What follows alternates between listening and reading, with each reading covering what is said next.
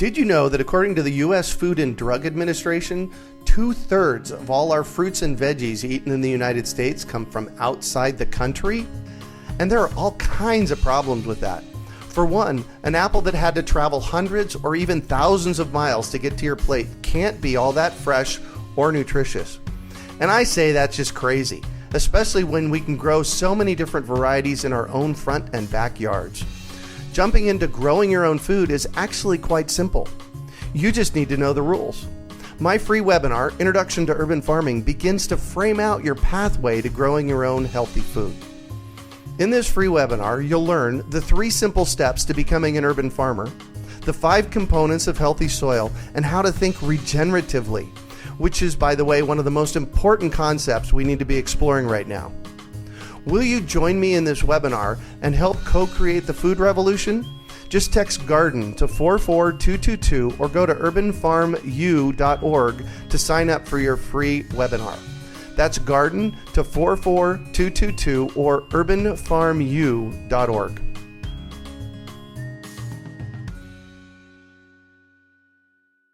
You're listening to the Urban Farm Podcast, your partner in the Grow Your Own Food revolution. Whether you've just been introduced to urban farming or you're a lifelong advocate, we're sure you'll leave feeling more informed, equipped, and empowered to dig deeper into the soil of your local food economy. With you every step of the way, here's your host, Greg Peterson. Today on the Urban Farm Podcast, we have Bill McDorman from seedsave.org to talk about seeds and playful plant breeding. Bill McDorman is the executive director of Rocky Mountain Seed Alliance in Ketchum, Idaho. He got his start in the bioregional seed movement while in college in 1979 when he helped start Garden City Seeds. In 1984, he started Seeds Trust High Altitude Gardens, a mail-order seed company he ran successfully until he sold it in 2013. In 1994, he authored the book Basic Seed Saving, and in 2010, he and his wife Belle Starr created Seed School, a nationally recognized week-long seed training. He served as executive director of Native Seeds Search from 2011 to 2014. Bill is a passionate and knowledgeable presenter who inspires his audience to learn to save their own seeds. Welcome to the show today, Bill. Welcome to you too. I'm so happy to be here. I've heard rumors about this, and I finally get to partake. This is great. Yay. So just a little bit of background for Bill and I. We've known each other, for a decade? Yeah, about 10 years, yeah. For about 10 years. And we've played a lot in this arena of teaching people about seeds and gardening and that kind of stuff. So Bill and I have a history around creating cool things in the world around this stuff. In fact, I'm surprised they still let us play let together. Us play together. Yeah, yeah. There you go. So I just shared a bit about you. Can you fill in the blanks and tell us how you got here today in the whole seed movement? Well, all great stories start really simply, probably. My whole story started when I tried to find seeds for my own garden. Okay. I had moved to Missoula, Montana in 1976, and I bought a house. I had saved up $1,300 for a down payment, and I was going to go back to school and finish, and I knew I was going to be there for a while, so I bought a little house. And so here's a great question, though. What were you going back to school for? Well, at that point, I was going to go to law school. Yeah, I wanted to finish my undergrad and go to law school. And there was a great law school there, and I thought, this is it. So Mrs. Sorgi's tomatoes. That's what the rumor around north side of Missoula was, that Mrs. Sorgi had the best tomatoes ever. And it turns out I bought her house and had her famous garden in my backyard. No. And so I had this awesome responsibility. It had not been grown on for 3 or 4 years. It had been rusting and weed infested or whatever. But so I was going to open up this sacred ground. And so in 1976. Right. And wow. And my very first garden by myself. So I've got to have the best seeds. Right. And that started me on a journey to try to find them. And that's why I'm here today. I'm still trying to find them. Trying to find the best seeds. Yeah, and I'm trying, there's a lot to learn about what's happened to the seed industry. Where do they come from? Who's growing them? What does that really mean? And so, I thought it would take, a few days to find great seeds. Right. It turned out that we ended up starting a nonprofit in my house, starting sort of an urban farm project in 1979 in Missoula that became the Missoula Urban Demonstration Project, which is still there to this day, the nonprofit. We started a little seed company to distribute the seeds that we had found.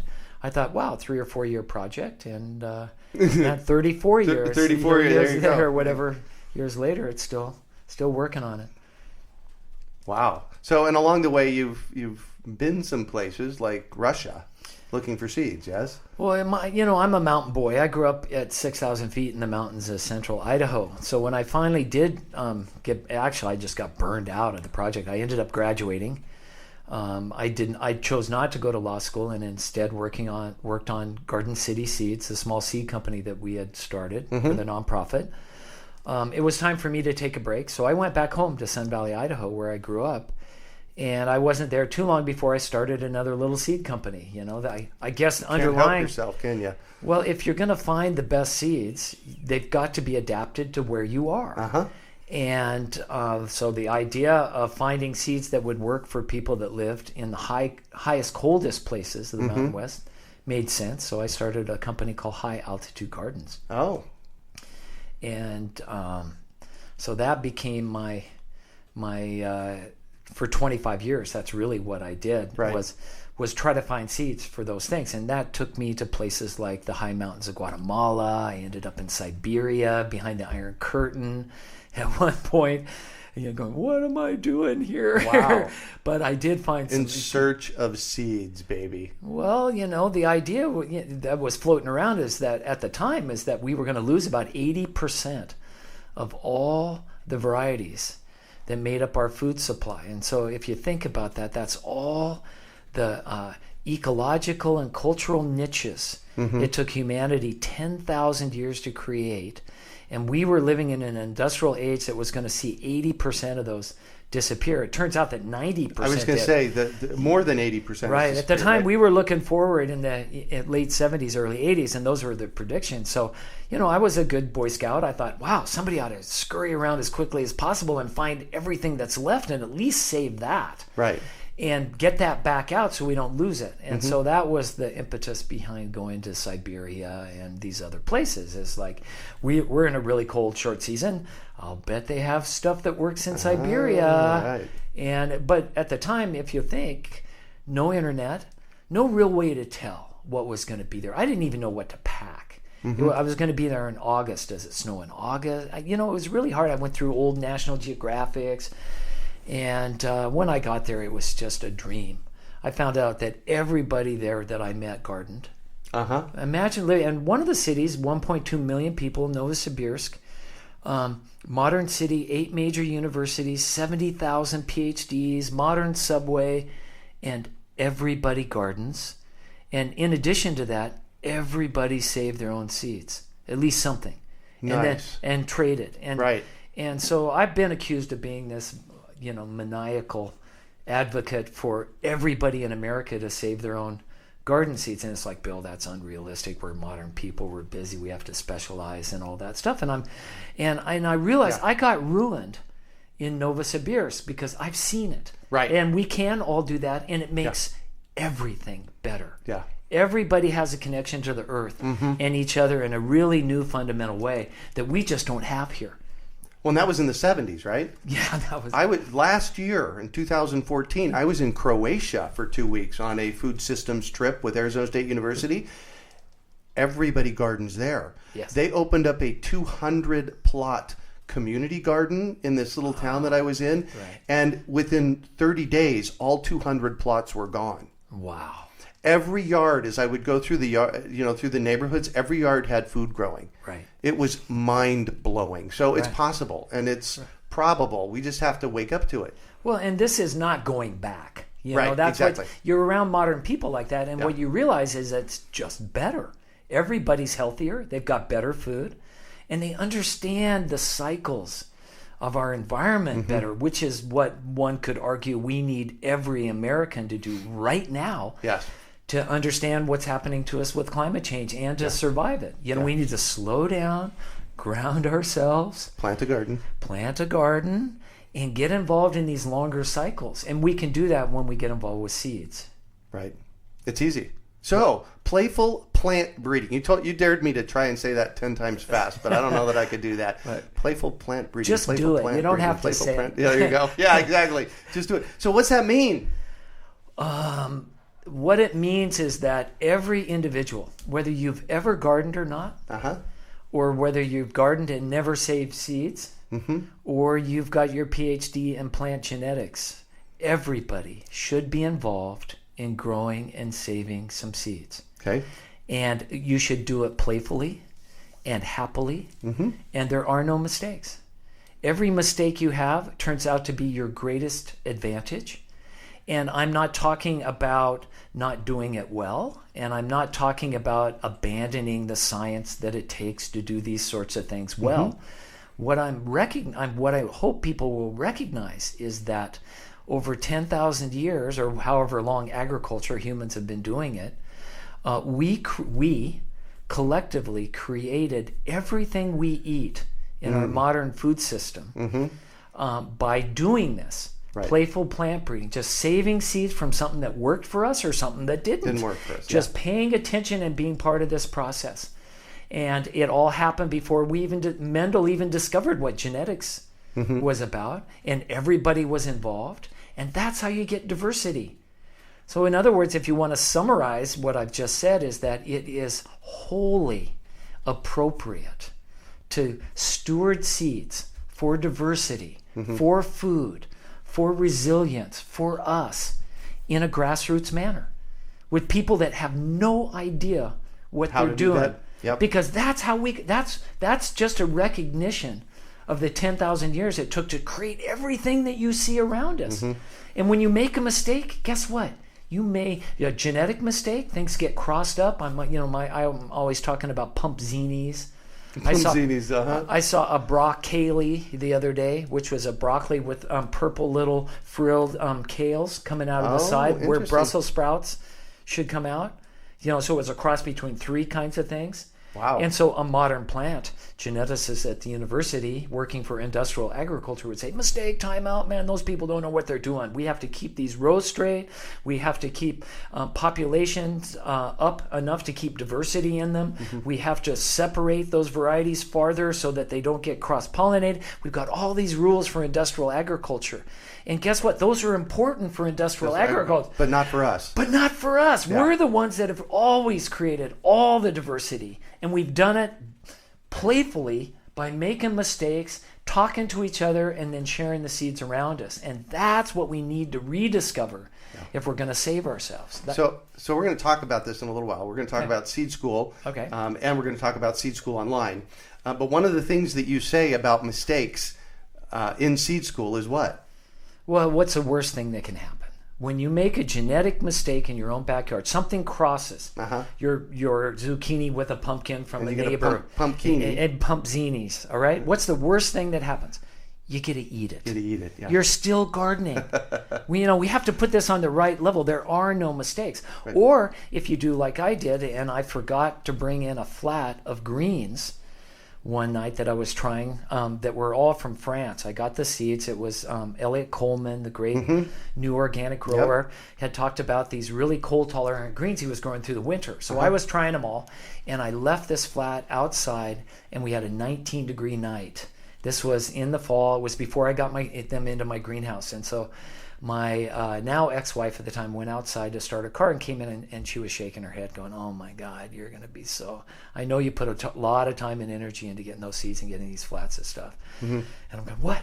What happened? She goes, it was 19 last night. I go, oh my God. So I go running out to look at what had happened, the damage, a huge mistake on my part. And I come back in about 5 minutes later, and I've got this huge smile on my face. And she goes, what? What do you mean? What's going on? I saw it. They're dead. They're all dead. And I go, you're right, except for one thing. Now I know of all these greens, what will survive a 19-degree night. That's what I'm planting. And it was cilantro, by the way. Oh, yes. So, that's every time you have a disaster or mistake, flip it over in your mind and save the seeds from that and go on, because that's what you should be selecting for. Here in we're in the desert here in Phoenix, Arizona, and I have this basil plant that showed up last summer growing in a back corner of my yard that only got water every 2 weeks. Whoa.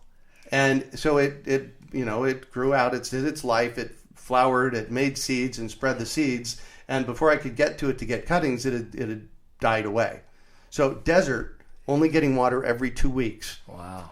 It pops up another one pops up out there this past summer. Right. Again, right. only water every 2 weeks. Right. Right? And it made it through most of the summer. It flowered out and it spread its seeds everywhere and died. And, again, I was busy and I didn't get those seeds pulled. There's a whole forest of this basil in the backyard right now. I'm so excited about it. And it's this drought-tolerant basil that I've almost selectively bred. Well, that's what I'm talking. You have just become an expert playful plant breeder. Yay! Yes. That's exactly what we all need to be doing. Yeah. Is just engage with this process, right. even though you don't know what you're doing. Right. And you are actually doing incredible adaptive, selective for your climate work by allowing that to happen. Yeah. Giving it the space. Congratulations. Thank you. Yes. Yes. Excellent. So, let's talk about plant breeding a little bit. It's simple. Well, you can make it very complicated, and obviously it is. And so, Well, it can be. Right. And so here's some context to try to understand it, because most of the people I meet still make this mistake. We have become so industrialized and so centralized in the way our food is produced. Most of us don't know where it even comes from, beyond the grocery store or whatever. But that has shaped the way we look at everything. And so we think that all food production, and then thus all seed saving, all plant breeding, has to be done through this industrial lens. Right. And so if your life depends on, or your living depends on your crop, whether you're a market gardener, a chef, or a large-scale farmer, you need predictability. And to get that, you usually get uniformity in your crops. And that requires some pretty fancy plant breeding. And using modern Mendelian genetics and supercomputers, and now we even have genetic engineering that they're using, you can do a lot of things to manipulate the underlying genetics and create this incredible uniformity. And so what's happened, though, is that as a whole new generation of young people and smart people and gardeners are reawakening to just how important and beautiful and health-giving local food is. And mistakes are. Right, and you want to get involved in your own thing. The first thing that happens, we think, oh my God, I got to go get a PhD in plant genetics in order to be able to save my own seeds. That's the extreme. What happens is, look at the seed-saving books that are on the market. Seed to Seed, Susan Ashcroft. You've got the new seed-saving book out by the Seed Savers Exchange, which is really a wonderful book. But you're talking $35. You're talking, it looks like an old issue from the Encyclopedia Britannica. If you open up Seed to Seed and look, the table of contents is done in Latin. Oh, Lord. And so immediately most new seed savers get this message like, oh, I'm going to have to really buckle down and, learn. This is going to be this incredibly complicated scientific thing. And frankly, a lot of gardeners just blow it off. Hold on. That's not playful. No. In any way, shape, or form. No, it's not. And a lot of people, especially market farmers that are at the next level up from home gardeners, say, I'm not going to deal with it. I'm just going to buy my seeds. Why not just buy them? Right. They're better. I can see the color pictures. I don't have to take part in any of that. And I can just get them. So why bother? Yeah. And what I'm trying to do is get people to realize is that it's easy. It can be playful. You can have great successes like yours. Right. And that the real power and magic of gardening starts the moment that you do that. So in other words, every time you buy seeds, you're starting over. A really important cycle. Yeah. Your basil. Yeah. I mean, what would have happened if you pulled up your basil in your corner And every year you buy seeds from somewhere else, and you bring those in again, and they're adapted or they're not, right? But you put up with somebody else's adaptation. Whereas if you save your own seeds, it's further down the road to adapting itself. That's the most magical and powerful thing a seed embodies. It's self-replicating technology that can do that. So. Well, so I just want to call you out. You mentioned a couple of big, thick books. Yeah. You have a book.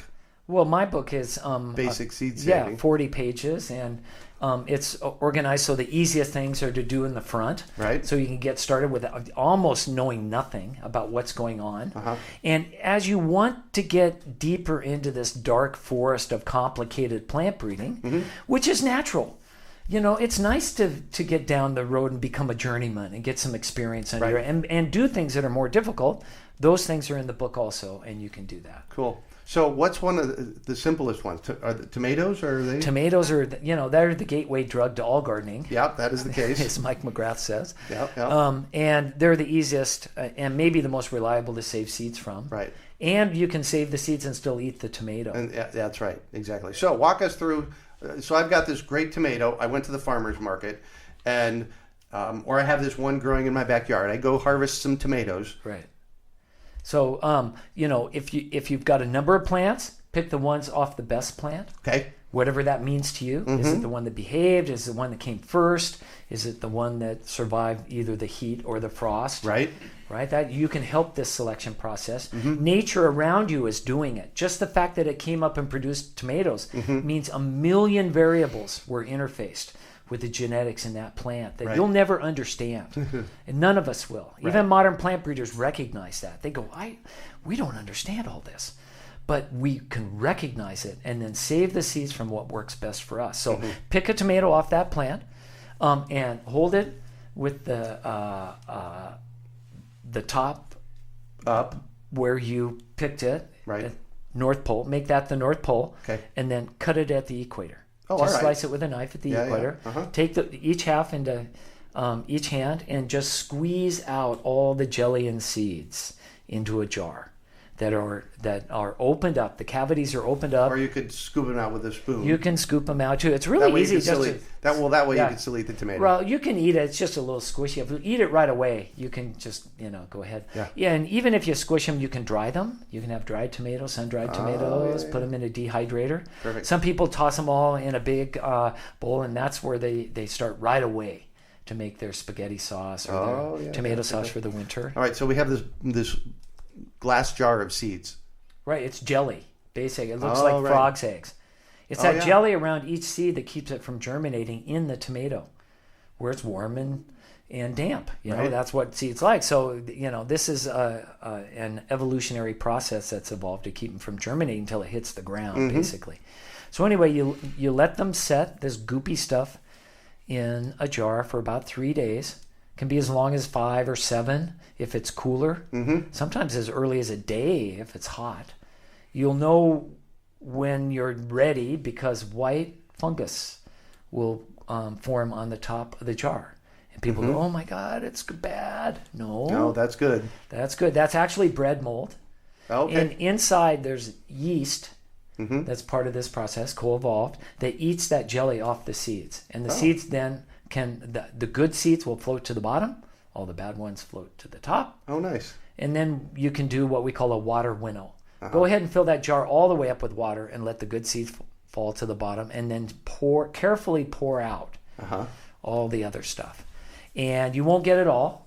Don't even come close to pouring out your seeds. I did that once. And it's a bad feeling when you see your seeds go down the drain because you didn't stop. Yeah.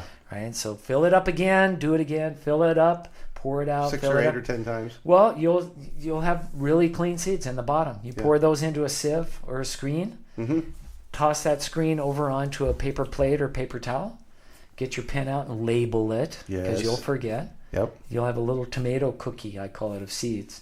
Let it dry for 3 or 4 days, and you may have enough seeds for your own garden from that one tomato for the rest of your life. And so that's then becomes the problem. I call it. The problem is if you get involved with seed saving, it's not just playful. There will be stress, and there's something you need to pay attention to, and that is you will have more seeds than you know what to do with. And you're going to feel guilty. Yeah, that's the abundance of nature. Why would I feel guilty? Well, I don't know. American gardeners feel guilty about everything in their garden, if you've noticed. I mean, they're the most stressed out group of people I've ever been around. I used to take 1,000 phone calls a year from gardeners before the internet. And it was always like, oh my God, my garden didn't work. It didn't come up, or I've got too much zucchini, or whatever it is. But they're always forgot to have fun with it. And so in this way, relieve that stress by sharing them. And that's where seed exchanges and seed libraries are starting to sprout up all over the country. I just read 500 seed libraries in the world in the last 3 years. Wow. 450 probably in the United States alone. This is, people are waking up to this and they're starting to take part. Who started that? Well, I tend to think that it was one of those spontaneous things that's a reaction probably to the centralization of the seed industry. We've got 3 companies now that own over 75% of the world's seeds. And so the American reaction to that is, well, we're going to take it back and start our own thing. And libraries have been one of our most enduring institutions. So this idea has been going like wildfire all over the country. It's really got its boost through a woman, Rebecca Newburn, at the Richmond Grove Seed Library in Richmond, California, who not only started a seed library in her local library, but was a great middle school science teacher, went home and wrote down how to do it with all the forms and instructions. And so if you go to richmondgrowseeds.org, you can, there's a little button that says start your own seed library. Bingo, you can push that and it'll take you into a world where, you know, my own estimate, 200 to 300, maybe 400 of these seed libraries in the U.S. were all started by people that click that button. Yeah, so I love that. Don't you love the internet that we can do this? And yeah, absolutely. Absolutely. So let's talk about, so I have a question for you. And this is more a philosophical question. What drives you? It's like, what's your big why? You know, I've got, you know, friends and I have an ex-wife who would say this about me.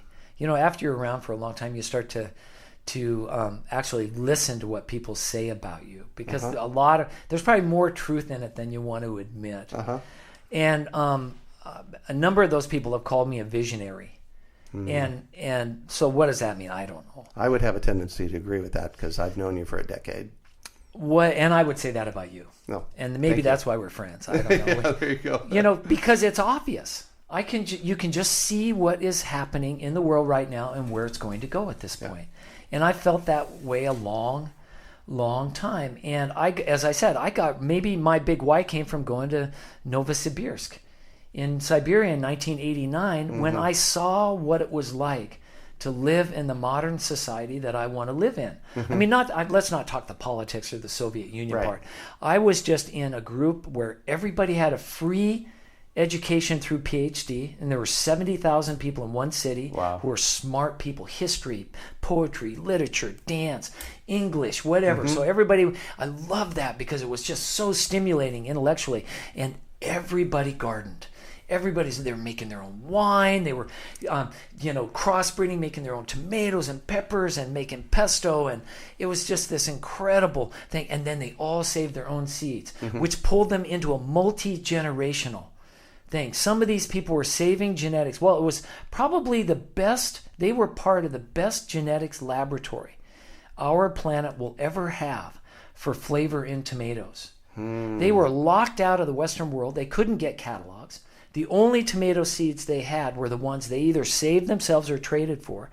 And they were all cutthroat competitive for the earliest and best tasting. And so in Siberia. So just tasting fresh tomatoes, no, we're not saving those, right?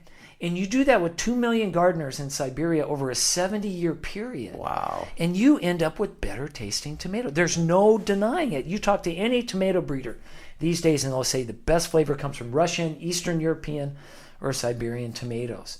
And so what does that mean? It means because they were saving seeds, they have given humanity a gift that will be recognized probably in 1,000 years. Nice. So what are you doing today that has going to have any relevance? In 1,000 years. In 1,000 years. I love that quote from you. Well, every time you save seeds in your own backyard, you are participating in maybe the most important ritual humans have ever been a part of. This idea of growing and saving and planting your own seeds. And you may now, because we've lost so much diversity, you can help us grow back enough of it that we can actually survive the coming storms, I call it, whether they're climate or political. And that's what we really need to be doing. The more diversity we have, the better chances we'll have of growing food in situations that we can't predict right now.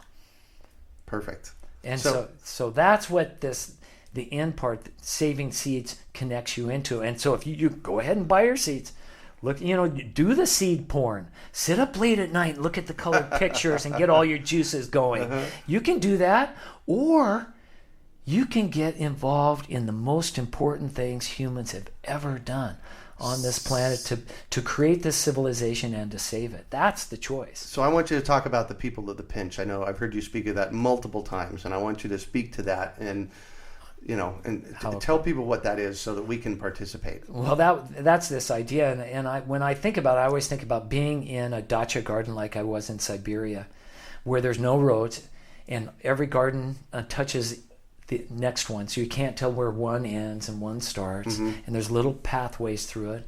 And the dachas in the Soviet Union that I went to were about a mile out into the taiga, into the wilderness. They were carved out. And so to go to work, you had to walk a mile on a path through the forest to go to work instead of get on a car on a freeway, right? Oh. And so all these dachas, and then you have parties, everybody's sitting out there. And in 1,000 years, there's going to be a place like this on this planet that's abundant and beautiful and family-based and everything you could think of as far as fruits and vegetables and diversity. And they're going to raise a toast, and they're going to say, you know what? You know who we should toast tonight? If you think about the history of humanity and how people took 10,000 years to create all the diversity that made up our food supply, and in 2 generations, in the late 20th century, people lost the ball. They took their eye off what was going on. They went for this monocropping industrial agriculture. It destroyed 90% of all that diversity. And early in the 20th century, people started waking up again. And everybody, whether they're industrial, modern, or rural, and realized that might be the most important thing that they could do. That if we increased enough of this diversity and did that over and over again, we could recreate what we once had. And so in 1,000 years, we're going to have that. And so they're going to look at us as those people of the pinch, right? The pinch in diversity that happened in our food system. And so they're going to look back at the people in the pinch, us, and say, wow, those were the most important people. They saw beyond the technological distractions of their day, or the religious dogma of their day, or the political storms of their day. And they just sat down and saved seeds again. Simply made all the mistakes, did it playfully, started naming new varieties. What are you going to call your basil?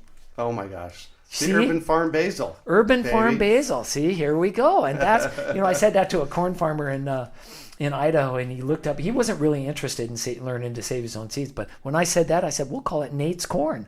He goes, oh, now you're appealing to my vanity. We have to appeal to everything. Yeah. And that's the point. So climb on. Let's have fun. Yay.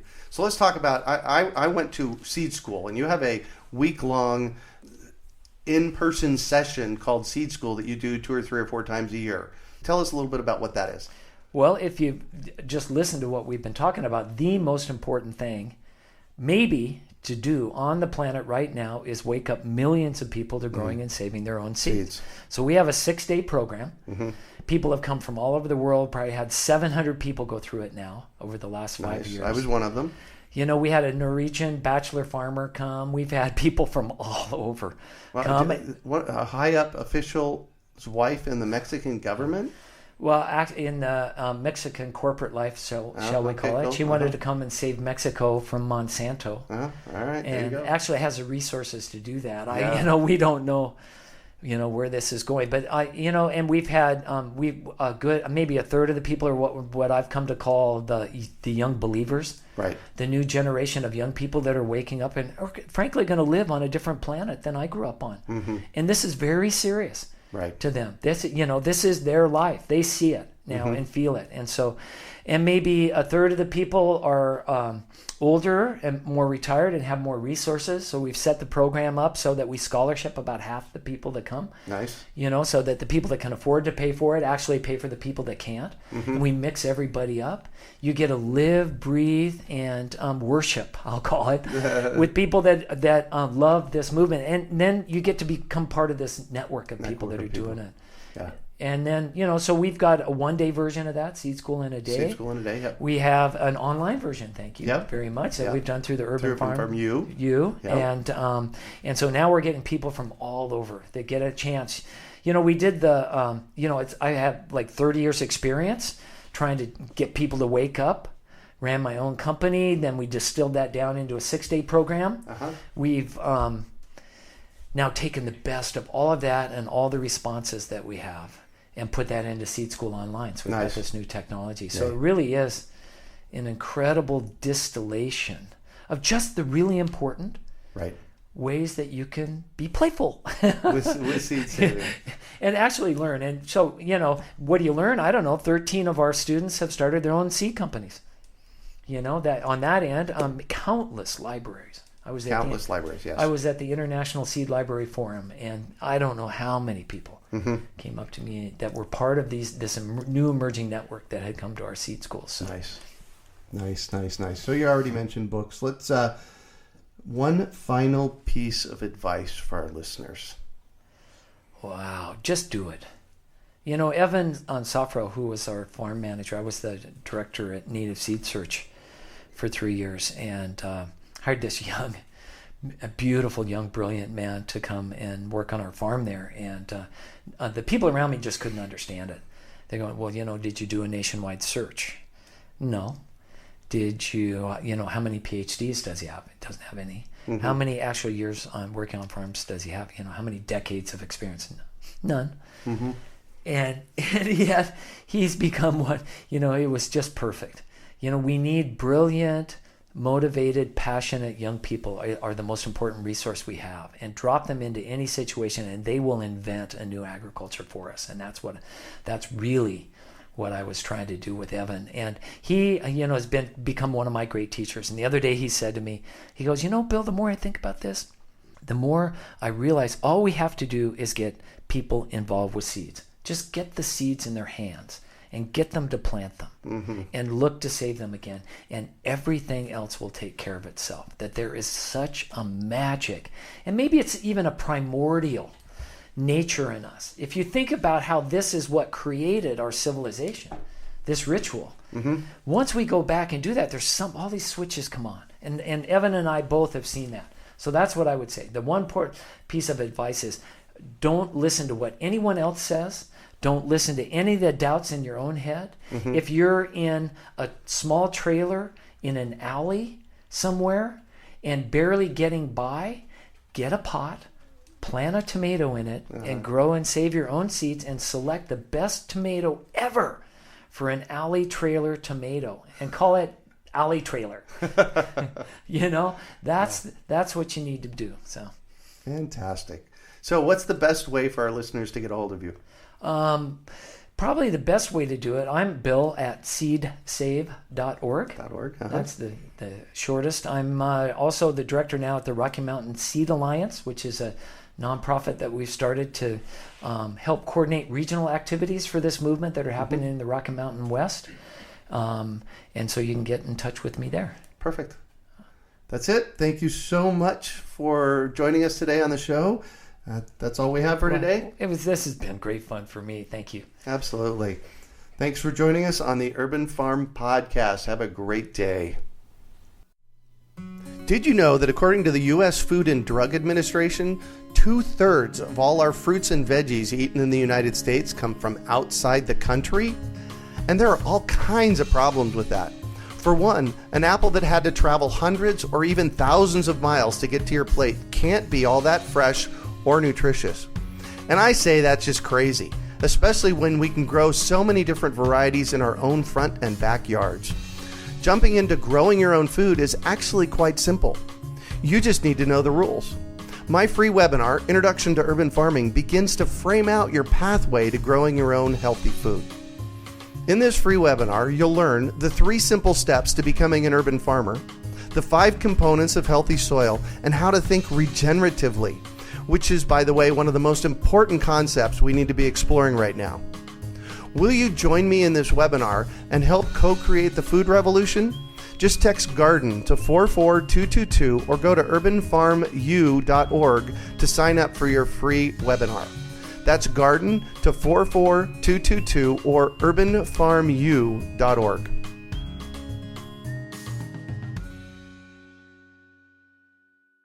We hope you enjoyed today's episode of the Urban Farm Podcast. Remember to listen 3 days a week for tips, advice, and resources to help you on your journey with urban farming. You can find us on the web at urbanfarm.org or send us an email to podcast@urbanfarm.org. In the words of Vincent van Gogh, great things are done by a series of small things brought together. Be encouraged that with each lesson learned and skill developed, you are one step closer in the direction of your dreams.